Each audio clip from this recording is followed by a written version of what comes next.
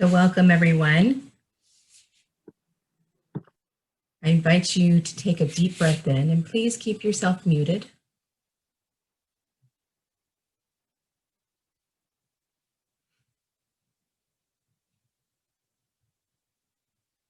Take a deep breath in, settle into your space.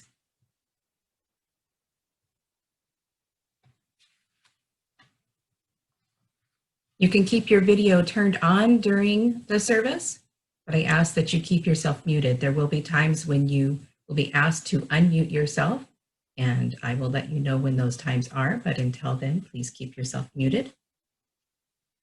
We are concluding our theme of exploring our roots today, and we will offer space twice during the service to participate in discussions with others to share your stories around 2 questions. For now, let us remember our collective spirit by saying our chalice lighting words together.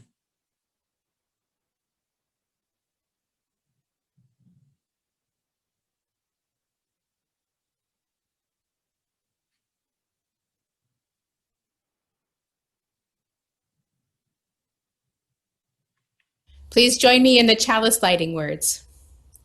In the light of truth and the warmth of love, we gather to seek and seek to share.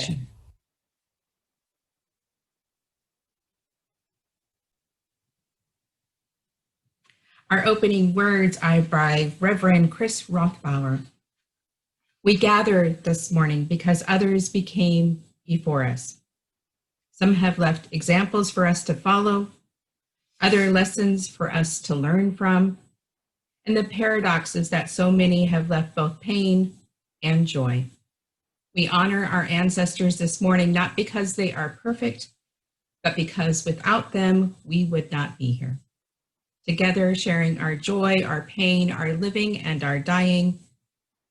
Come, let us worship together. Please join in voice and spirit to sing our opening hymn, Just as Long as I Have Breath.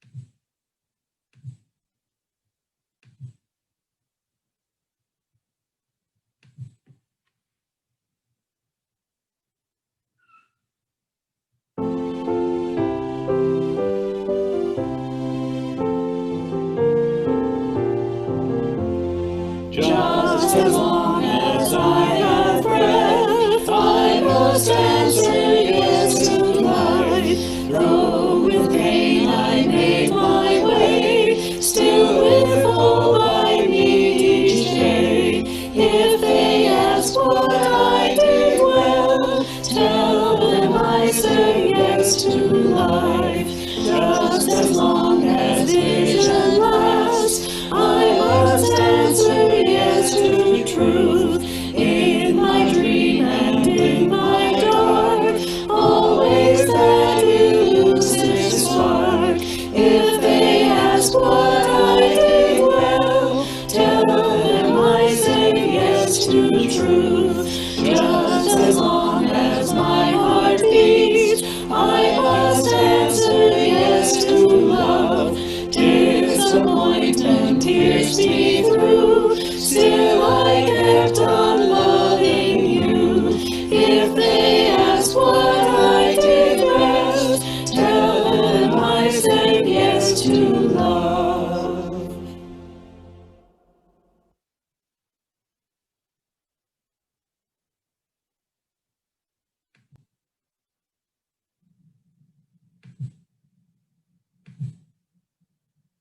Our reading this morning is Big Shoes to Fill from Ryla Matson, who is the Director of Religious Education for the Unitarian Society of Hartford and a single mom to 3 children. It baffles me how my kids are just fine running around with no shoes on. Rocks and dirts and sticks and grime all adhere to their feet. I wear my shoes from the time I wake up until the time I climb into bed at night. They may not be my daily running around shoes, but something is always on my feet.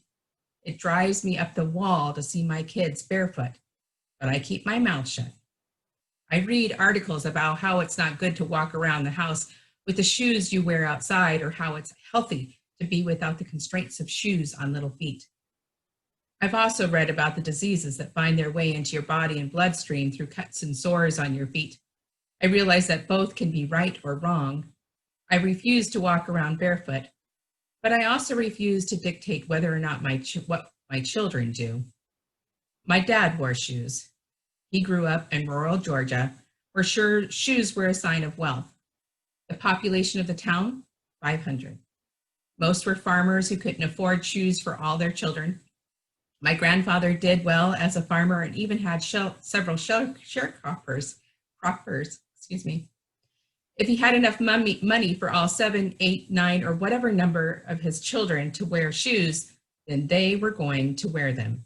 And don't let him catch you without them on. That mentality stuck with my father. If he could afford to buy us shoes, then we best have them on. So I never take mine off, not because they're some type of status symbol, but because I'm used to it. In an odd way, it makes me feel closer to my dad, who passed away many years ago. I look at their bare feet and my shoes and remember that it's okay to let go. Just because something was a certain way for many years doesn't mean we have to continue. Traditions and habits can be changed or broken, and that's not always bad. It doesn't mean we didn't learn or like what we did in the past. It just means that we moved on to something else, and that's okay too. I appreciate the path that my grandfather paved, but also recognize that I can start or add to his path in my own way and still honor the road he paved the way for. Spirit of life, may we never forget the road our ancestors paved for us. May we honor and uplift them. May we also remember that we too will one day be ancestors to those generations that follow. And may they be proud of and honored by the road we have paved for them, whether or not they choose to follow it.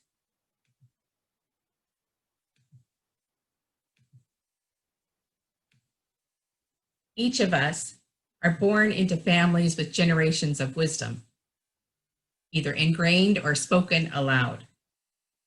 You can find this wisdom in the traditions carried forward, in the meals prepared, and in the homes created. Sometimes this wisdom is carefully curated and can stand the test of time. Sometimes this wisdom is harmful and needs to be set aside. In my family of origin and in my current family, the wisdom I gained from generations that I still carry with me is family gatherings are important and fun affairs. Whenever we gathered with family when I was a child, there would be lots of food, games, and laughter. The time was spent talking with each other and catching up. We played a lot of games. My grandmother was considered to be quite ruthless when we played nickels. The grandkids were not spared in that ruthlessness. This is carried on in my family today. We gather with food and play lots of games. Sometimes they are video games, but most often they are board or card games. And we all have a competitive streak. I want you to think for a moment. What is the wisdom or lesson you carry with you from your ancestors today? How has it been incorporated into your present life? So what's a wisdom or lesson you carry with you from your ancestor today? And how has it been incorporated into your present life?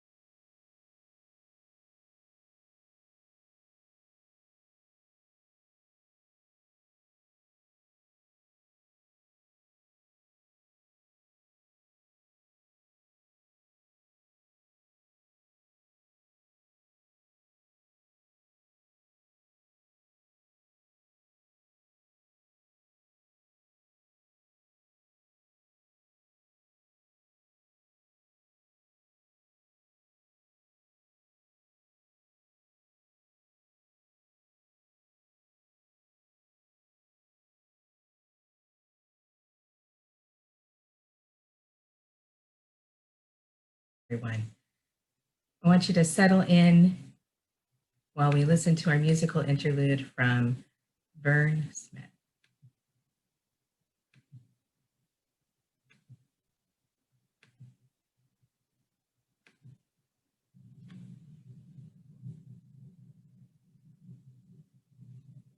I'm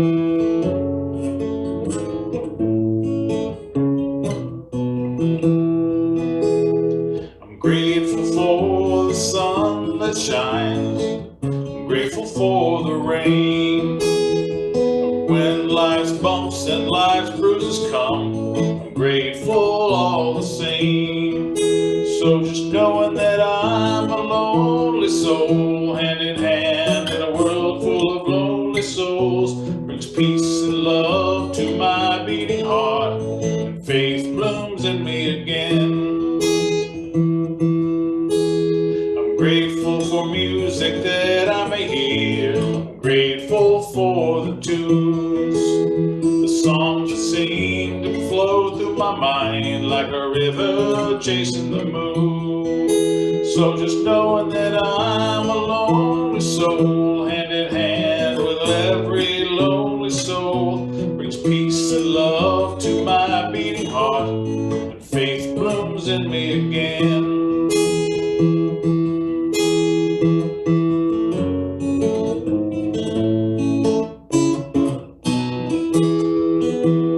I'm grateful for the smiling face. I'm grateful to see you again. I'm grateful for nature all around us, for feeling each joy and each pain. Somehow knowing that we are all lonely souls, hand in hand with every lonely soul, brings peace and love to my beating heart, and faith blooms in us again. What is this faith that I'm speaking of? It isn't some old bearded man up above. It's music and poetry, beauty and love, and all of us everywhere. It's music and poetry, beauty and love, and all of us everywhere.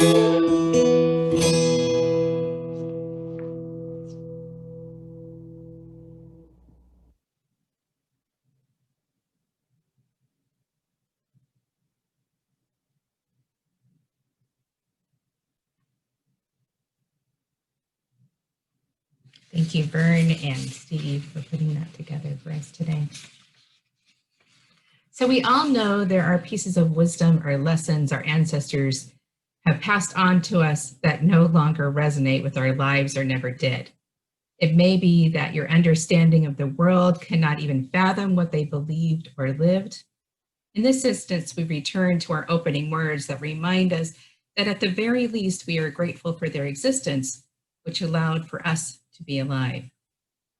One such piece of wisdom I inherited from my ancestors that I decided to set aside was spanking children as a punishment. It was a belief that carried through the generations through my childhood. Before I became a mother, I was a nursery care provider, a preschool teacher, a respite provider for children in foster care system and children with special needs. I was required for each of those jobs to take classes on childhood development and psychology. I learned through my work experience and my education, punishment did not have to be physical when children misbehave. So when I had my own children, I made the conscious decision to not spank. Instead, there were timeouts, both for the children and myself, sometimes more needed for myself. There were toys taken away, there were discussions, there was listening, and there were natural consequences. And sometimes those natural consequences were the hardest ones to hold. I had in my toolbox numerous ways besides spanking to discipline. The wisdom from our ancestors can be rejected for many different reasons. You could encounter educational resources, life experiences, or develop different relationships. Sometimes wisdom is rejected because we don't want to be like them. Whatever the reason might be, it is valid for you and for you to determine. So our next question, I want you to think of a piece of wisdom or lesson you decided to reject from your ancestors. And what was it that helped you make this decision? And what did you choose to do instead? So, what's a wisdom or lesson you learned from your ancestors that you rejected? What helped make that decision? And what did you choose to do instead?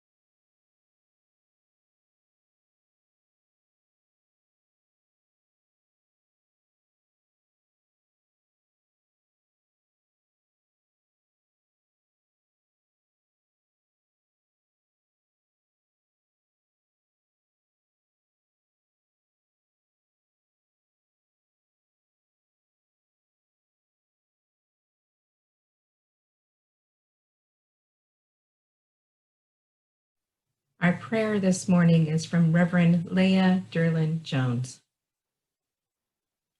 For those who come before us, we offer gratitude and thanks. May their memories be a blessing. May we feel surrounded by their love as we go forth from this time and this place. Let us be inspired by their courage, their wisdom, and their dreams. Let us honor them by doing the work of living boldly, loving mightily, and creating heaven on earth.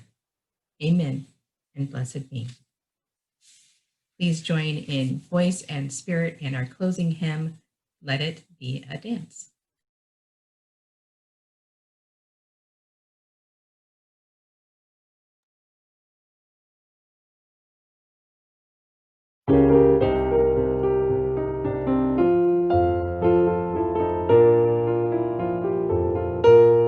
Let it be the dance we do. May I have this dance with you.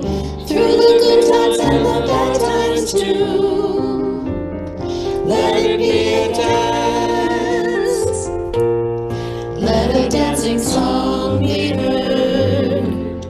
Play the music, say the words, and fill the sky with sailing birds. Let it be a dance, let it be a dance, let it be a dance. Learn to follow, learn to lead. Feel the rhythm, feel the need. To reap the harvest, plant the seed. Let it be a dance. Let it be a dance we do. May I have this dance with you. Through the good times and the bad times too. Let it be a dance.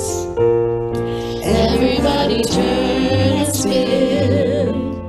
Let your body learn to bend. And like a willow with the wind.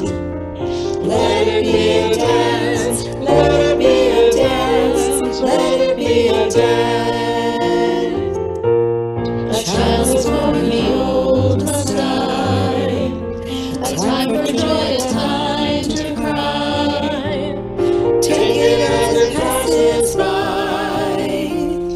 Let it be a dance. Let it be a dance we do. May I have this dance with you. Through the good times and the bad times too. Let it be a dance. Morning star comes out at night. Without the dark there is no light. If nothing's wrong then nothing's right. Let it be a dance. Let it be a dance. Let it be a dance. Let the sunshine, let it rain. Share the laughter, bear the pain. And round we go again. Let it be a dance.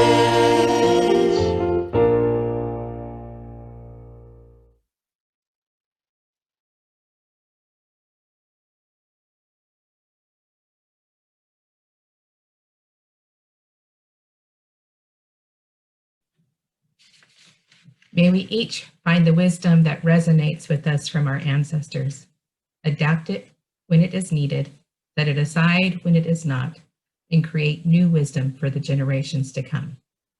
Love be with you this morning. Please join in our collective chalice extinguishing words.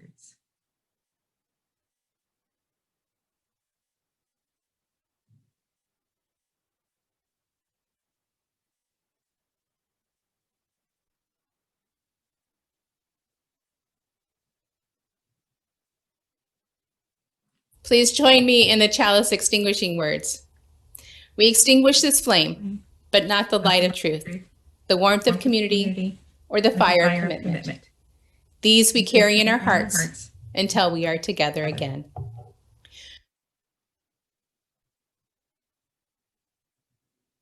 Remember to stay on this call for our joys and sorrows and fellowship time.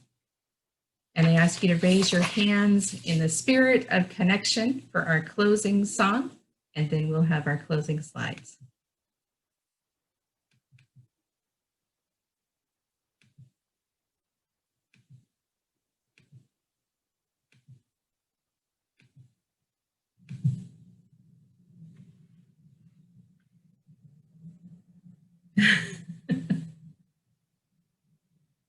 Carry the flame of peace and love until we meet again. Carry the flame of peace and love until we meet again.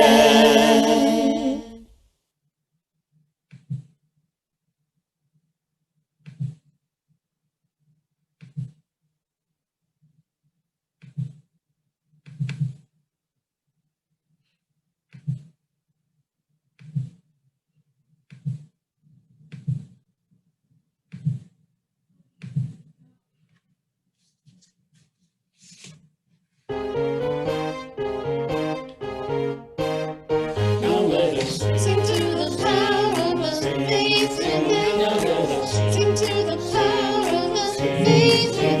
Lift up your voice, be not afraid. Sing to the power of the faith within. Sing to the power of the hope within. Sing to the power of the hope within. Lift up your voice, be not afraid. Sing to the power of the faith within. Sing to the power of the hope within. Sing to the power of the hope within. Lift up your voice, be not afraid. Sing to the power